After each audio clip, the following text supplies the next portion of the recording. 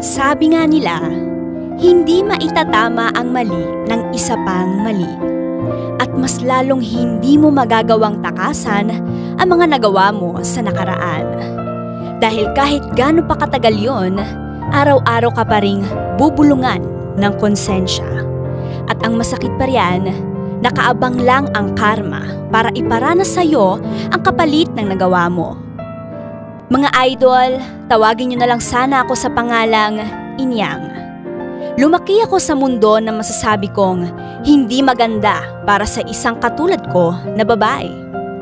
Isang abortionist ang nanay ko.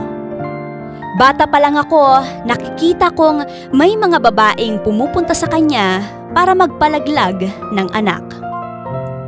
Noong una, hindi ko pa naiintindihan kung bakit. Nagtataka pa ako kung bakit parating sinasabi ni mama sa akin na huwag ko raw sasabihin sa iba ang mga nakikita ko. Habang nagkakaisip ako, saka ko naiintindihan ang mga nakikita ko. Saka ko nalaman na nasa isa akong makasalanan na mundo.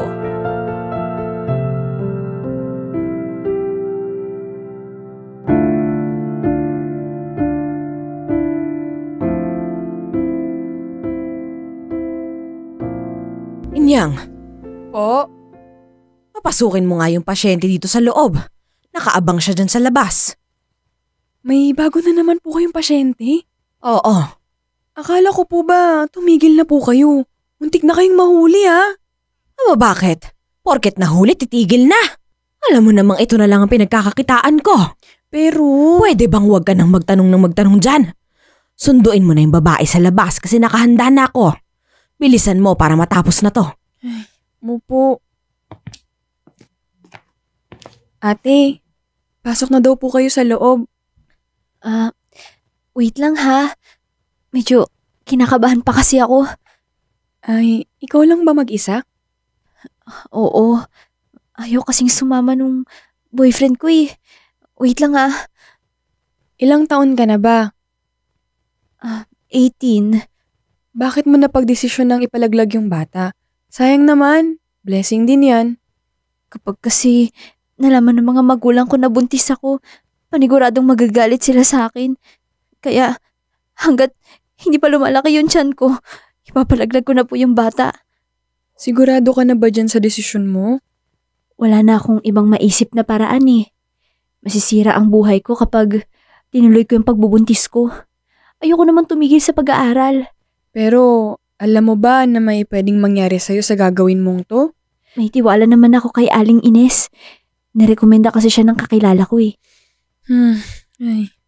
Wala na bang ibang paraan para magbago yung desisyon mo? May pagkakataon pa. Baby mo yan. Buhay ang pinag-uusapan dito Saka… Bakit ba ang tagal mo dyan, Inyang? Sinabi kong papasukin mo yung pasyente, hindi tsikahin mo.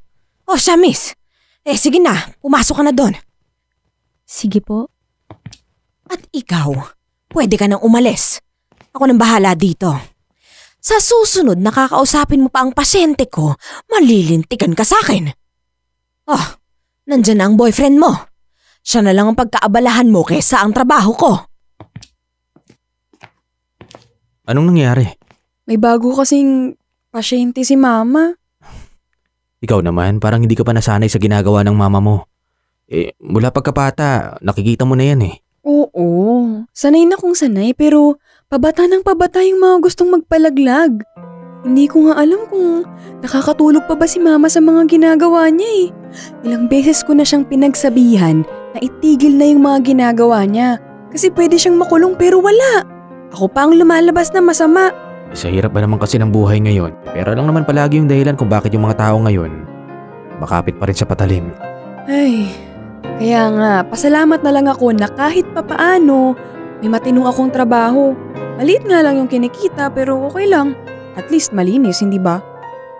Oo naman. Hayaan mo na. Basta, huwag ka na lang tutulong sa mga ginagawa niya. Gusto ko nang umalis dito. Naisip ko na total naman parehas tayong may trabaho, baka gusto mong magsama na lang tayo. Ano? Sandali, sigurado ka ba dyan? Oo, doon din naman yung punta natin eh. Di gawin na natin ngayon para makalis na ako sa mundong to. Paano naman yung mama mo? Wala naman niyang pakialam kung anong gawin ko sa buhay. Kaya ayos lang. Hindi ko na talaga kinakaya yung mga ginagawa niya eh.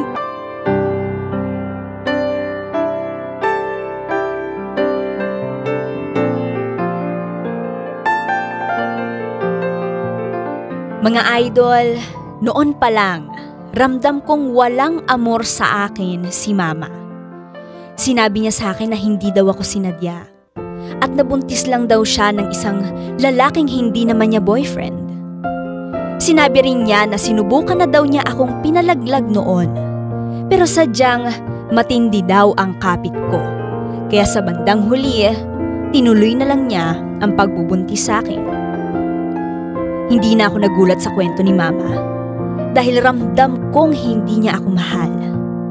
Pinakain, inalagaan at pinag-aral lang niya ako dahil responsibilidad niya yon bilang nanay. Pero yung pagiging ina, yon ang kahit kailan hindi niya naibigay sa akin. Congratulations sa bago mong trabaho. Buti naman at nakapirma ka na ng kontrata. Eto na nga sis, oo nga eh. Akala ko hindi na ako matutuloy, bakla. Kasi 'di ba, may iba na kahit natapos mo na lahat ng requirements, biglang hindi ka patutuloyin, emberna. Hala, sis may ganun ba?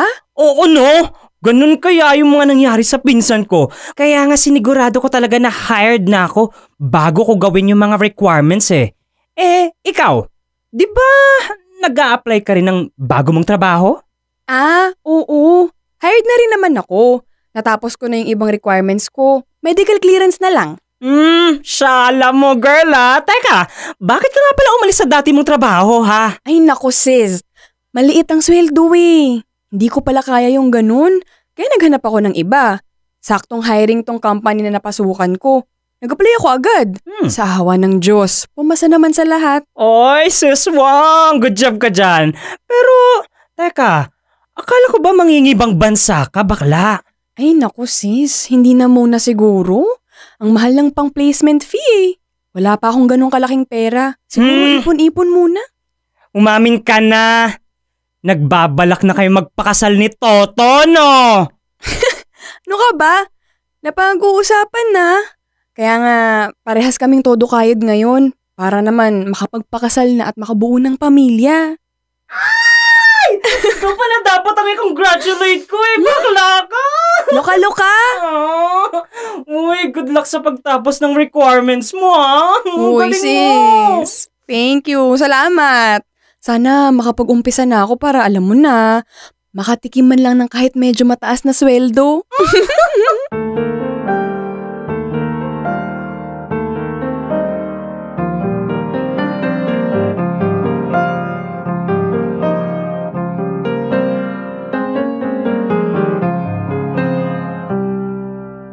Mahal, anong ginagawa mo dito? Di ba may mga gagawin kang requirements? May problema ako. Oh, ano yun? Pera? Buntis ako. Ano? Hindi mo ba ako narinig? Buntis ako.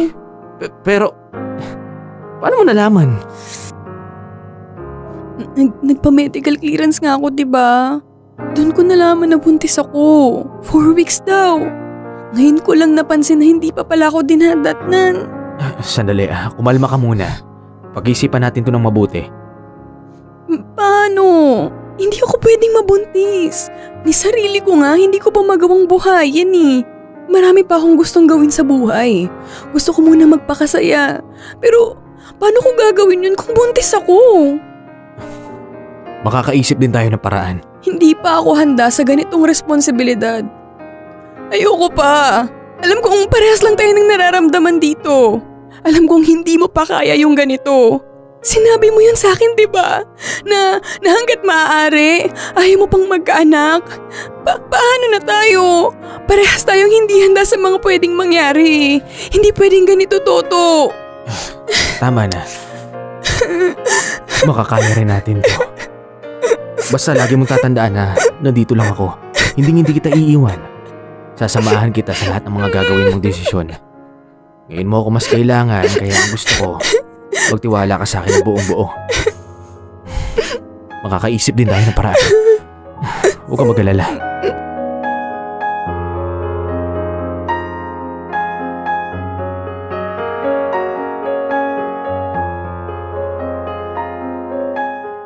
Takot ang una kong naramdaman na mga oras na yon, mga idol. Mas nanaig sa akin na ayoko pa talaga magka-baby. Gusto ko pang iangat ang buhay ko.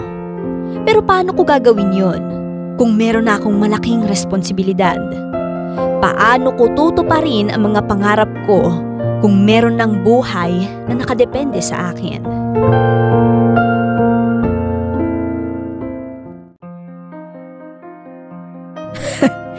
May pasabi-sabi ka pa sa akin noon na mali yung ginagawa ko. Nakasalanan sa Diyos at labag sa batas. Naaalala ko pa nga, nangako ka sa sarili mo na kahit kailan, hindi mo gagawin ang mga ginagawa ng pasyente ko.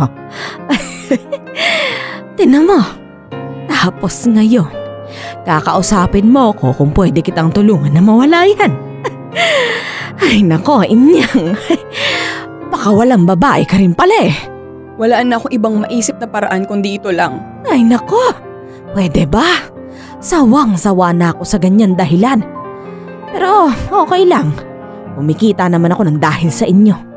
Mga babaeng walang paninindigan at takot sa responsibilidad. Ma, hindi ko kailangan ng panghuhusga mo ngayon. Bahala kong mangibang bansa kaya hindi ako dapat mabuntis. Bibigyan naman kita ng pera kada buwan. Abay, dapat lang. Marami na akong perang nagastos sa'yo kaya dapat lang nabayaran mo lahat ng ginawa ko para sa'yo. Nasaan nga pala si Toto? Wala. Hindi ko pa to nasasabi sa kanya. Ay sus, sigurado ako na maski siya, ito rin ang naisip niyang paraan. Mas naging matapang ka lang kaysa sa kanya. Sarap lang naman ang gusto ng mga yan eh. Kapag nandyan na ang bata, wala na. Bigla na lang naduduwag. Masama na kung masama. Pero wala ka rin namang pinagkaiba sa amin. Napupunta kami sa ganitong desisyon dahil nandyan ang mga tulad nyo. Pero wala kami dito kung hindi nyo kami kailangan.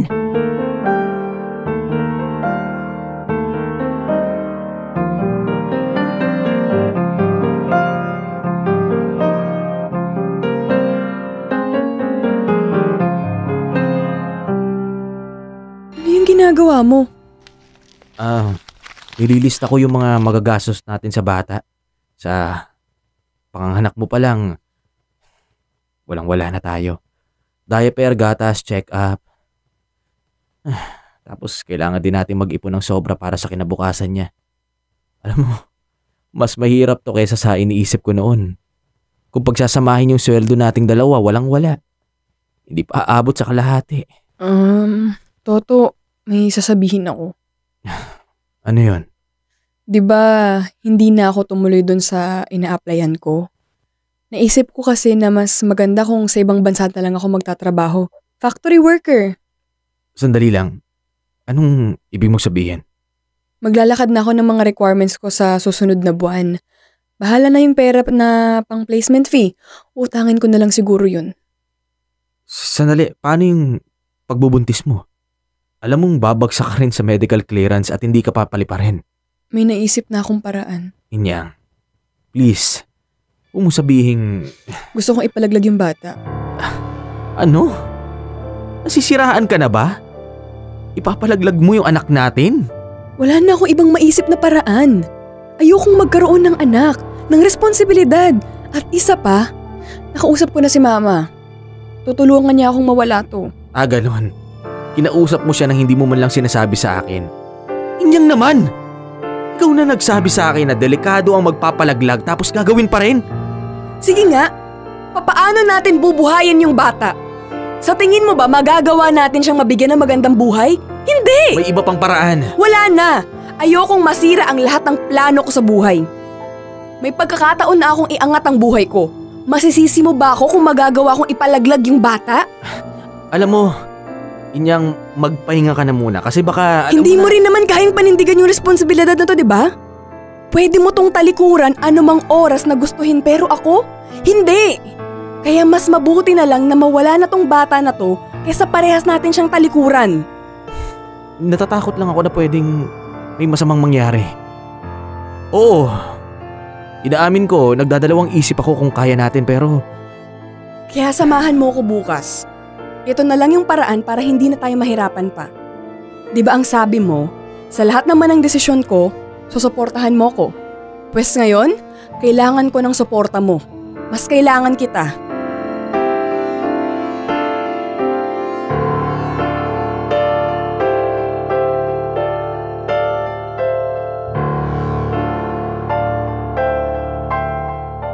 Oo, alam kong mali. Alam kong malaking kasalanan ang pinaplano ko. Pero sa mga oras na yon, wala na akong ibang maisip kundi makatakas ako sa responsibilidad na yon. Mga idol, inaamin ko naman na kahit papaano, nagdadalawang isip pa rin ako sa desisyon kong yon. Ayokong matulad sa mga naging pasyente ng mama ko.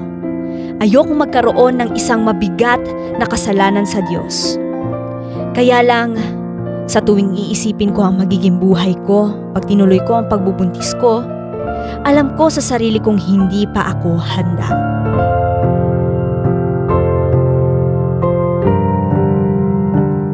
Mga idol, sa kabila ng pagdadalawang isip ko, itinuloy ko ang pagpapalaglag. Nakita ko ang mga tingin sa akin ni Mama. Isang babaeng pakawala at gustong takbuhan ang responsibilidad. Pero wala na akong pakialam kung ano man ang isipin niya sa akin. Pagkatapos ng mga nangyari, pinalipas ko lang ang ilang buwan at nag-apply ako pang-ibang bansa. Pero sa kasamaang palad, hindi ako nakapasa. Ganon din ang nangyari kay Toto. Sa loob ng 1 taon, nakadalawang trabaho na siya. Maliban sa mga yon, halos gabi-gabi hindi ako makatulog ng maayos. Hindi ko alam pero parati akong hindi mapakali. At paulit-ulit bumabalik sa akin ang alaala ng araw na yon. Ang araw kung kailan ipinalaglag ko ang anak ko.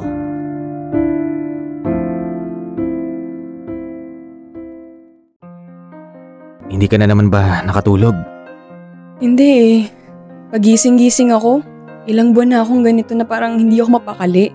Parang binubulungan na yata ako ng konsensya. Hanggang ngayon, bumabalik sa isip ko yung ginawa ko. Nararamdaman ko pa rin yung sakit. Natatakot na ako. Di ba ang sabi ko naman sa'yo, wala lang yun. Alam mo, masyado mo kasing iniisip eh.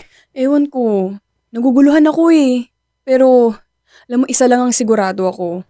Konsensya na to. Ikaw ba? Nararanasan mo rin ba yun? Minsan, alam mo nakakapanaginip din ako ng bata pero wala eh. Binabaliwala ko na lang. 'Di ba? Alam kong alam mo kung ano yung nararamdaman ko. Ito na yung mga kabayaran sa nagawa natin. Tignan mo nga, sunod-sunod yung kamalasan na nangyayari sa buhay natin. Hindi ako natanggap sa ina-applyan ko. Tapos ikaw, natanggal at nahihirapang maghanap ngayon. Parang konting-konti na lang ako, mababaliw na ako. Ayan ka na naman eh. Di ba ang sabi ko sa'yo, huwag mong pansinin. Kasi kahit ano namang gawin natin, nangyari na eh. Hindi na natin mababalik yung dati. Alam mo, sana hindi ko na lang ginawa yun. Araw-araw, nakikita ko yung mga kabayaran sa maling pagdedesisyon ko. Ay, naku, sana hindi na lang. Alam mo, kahit ano pang pagsisisi yung gawin natin ngayon, wala na.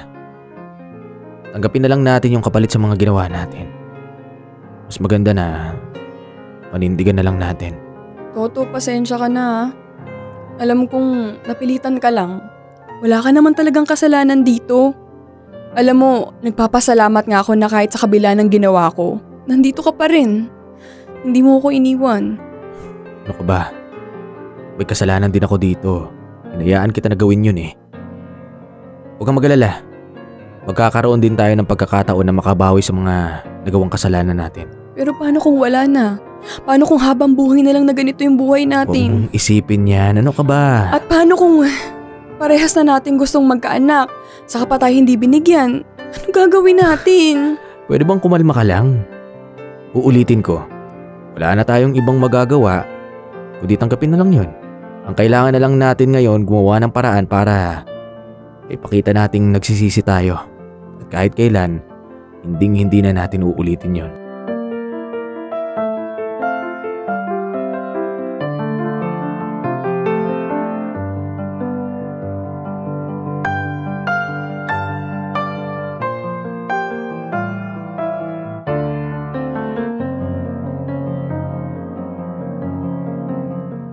Mga idol, ginawa namin ang lahat ni Toto para humingi ng tawad sa kasalanan naming yun.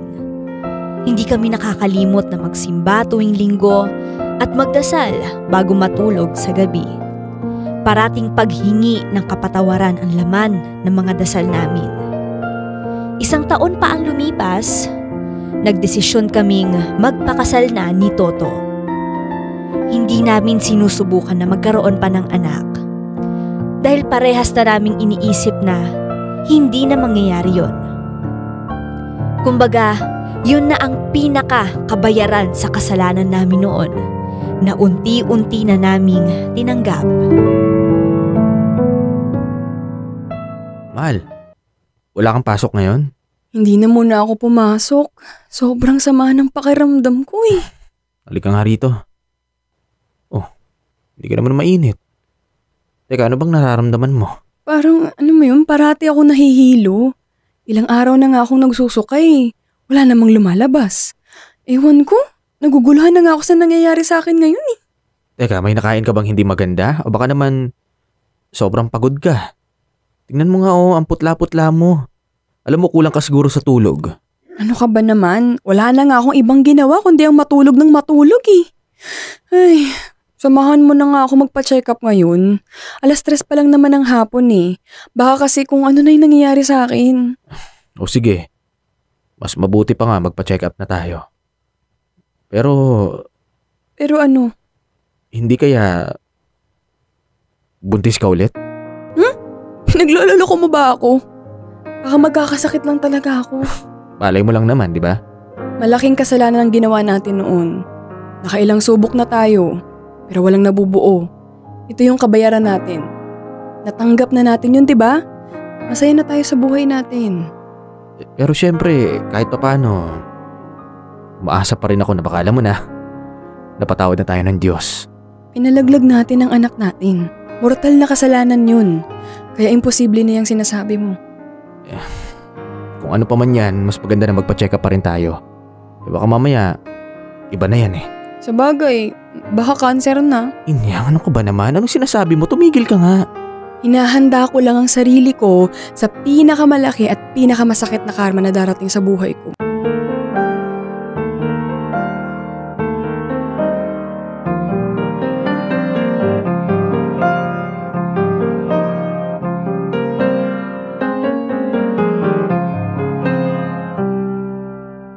Narinig mo ba ang sinabi ng doktor? Dapat mas lalo mong alagaan ang sarili mo lalo na sa lagay mo ngayon. Buti na lang, nagpa-check up na tayo agad at nalaman natin na buntis ka na pala. Mahal. Uy. Ano yun? Okay ka lang ba? Oh, sandali, nahihilo ka ba ulit? Hindi. May iniisip lang ako. Ano? Inyang, huwag mong sabihin magpapalaglag ka na naman. Sinasabi ko sa'yo, hindi ako papayag. Hindi. Napapaisip lang ako kung bakit sa laki ng ginawa natin noon, binigyan pa rin tayo ng ganitong biyaya ng Diyos. Parang hindi naman tayo karapat-dapat. Ano ka ba? Kailangan pa bang isipin yon? Di ba pwede magpasalamat na lang tayo? Saka naalala mo ba yung sinabi ko sa'yo noon na bibigyan din tayo ng Diyos ng dahilan para magbago? Ito na yun. Hindi lang kasi talaga ako makapaniwala eh. Akala ko hindi na itong mangyayari ulit sa akin. Kasi walang kapatawaran yung ginawa ko noon eh. Ano ka ba, mahal? Lahat naman tayo may karapatang magbago eh. Lahat pwedeng bigyan ng pangalawang pagkakataon. Sa atin na lang yun kung sasayangin natin yun o hindi. Kung ako ang tatanungin, syempre, huwag na nating sayangin to. Itama na natin yung mali. Huwag kang mag-alala, hindi kita iiwan. At syempre, anak ko yan eh. Naunahan lang din ako ng takot noon. Iniisip ko kasi baka tama ka. Baka hindi pa tayo handa para maging magulang. Pero nagkamali ako. Hindi naman masama na magkamali eh. Ang hindi lang maganda, yung paulit-ulit mong ginagawa yung mali kahit na alam mo naman yung tama, ay hindi ka na natututo. Pangako ko sa'yo at sa Diyos na aalagaan ko na tong magiging baby natin. Ayaw kong sayangin yung pagkakataon na binigay niya sa atin. Kahit mahirap, gagawa tayo ng paraan Kahit ano, mabigyan lang natin siya ng kinabukasan, kakayanan natin. Kaya natin tong dalawa. Lahat ng problema may solusyon. Ang mahalaga, magkasama tayo. Ikaw, ako, at ang magiging baby natin.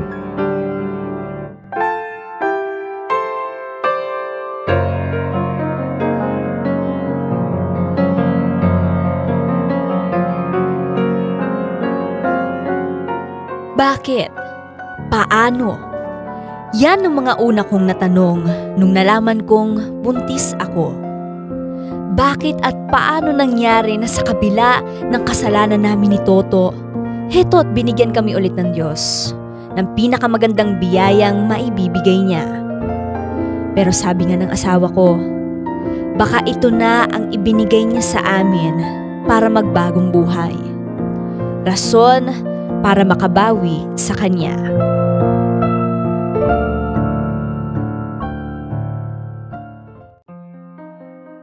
Pasensya na kung yan lang ang may aabot ko Ay teka, bakit kulang to? Nasaan yung iba? Yan na lang yung natira eh. Saka ito na po pala yung huling beses na magbibigay ako sa inyo. May pinag-iipunan kasi kami ngayon ni Toto. Pasensya Sus na. Mariosep!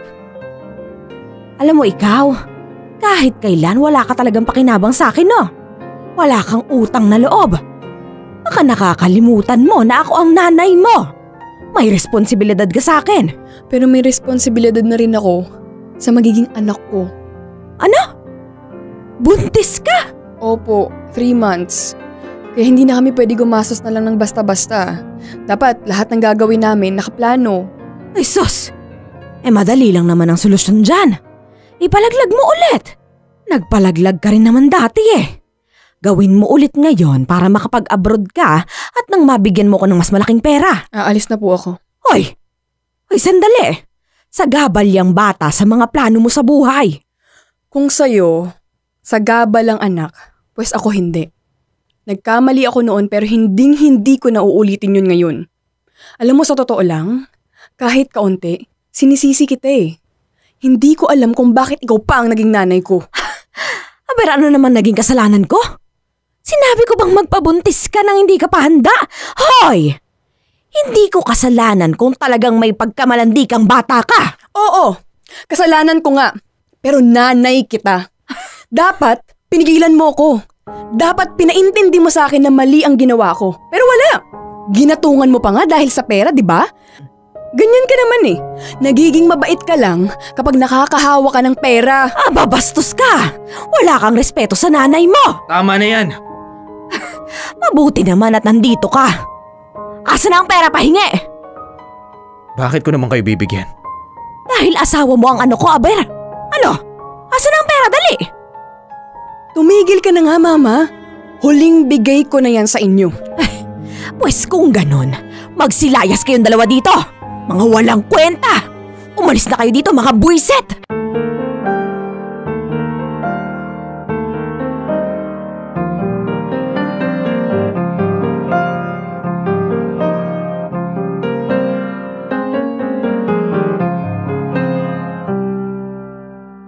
Ayos ka lang? Diba ang sabi ko sa'yo, huwag ka nang bumalik doon. Nagbigay lang ako ng pera para sa allowance niya. Tsaka para sabihin na huling bigay ko na yun sa kanya. Hindi ko naman inakala na ganun palang maririnig ko sa kanya eh. Kahit kailan, hindi ako gagaya sa kanya. Walang pakialam sa anak. Sisiguruduhin nating mabibigyan natin ang anak natin ng magandang buhay. Huwag kang mag-alala. Kapag nasa abroad na ako, mas makakapag-ipon tayo ng malaki. Pangako ko yan. Sigurado ka na ba dyan? Oo naman. Nakakalungkot lang na wala ako sa tabi mo kapag nanganak ka. Mahal, huwag ka mag-alala. Palagi sa'yo akong magpapadala ng mga pictures ng anak natin. At sisiguruhin ko na hinding magiging malayo ang loob sa'yo ng bata habang lumalaki siya. Nagiging maayos na ang lahat. Simula nang dumating sa atin tong bata. Gumaan ang pakiramdam ko. Sunod-sunod na yung mga blessings na natatanggap natin. Kaya ipangako natin kay baby na kahit ano man ang mangyari, aalagaan natin siya, ha? Oo naman. At kahit malayo tayo sa isa't isa, hindi magbabago yung pagmamahal ko sa inyong dalawa.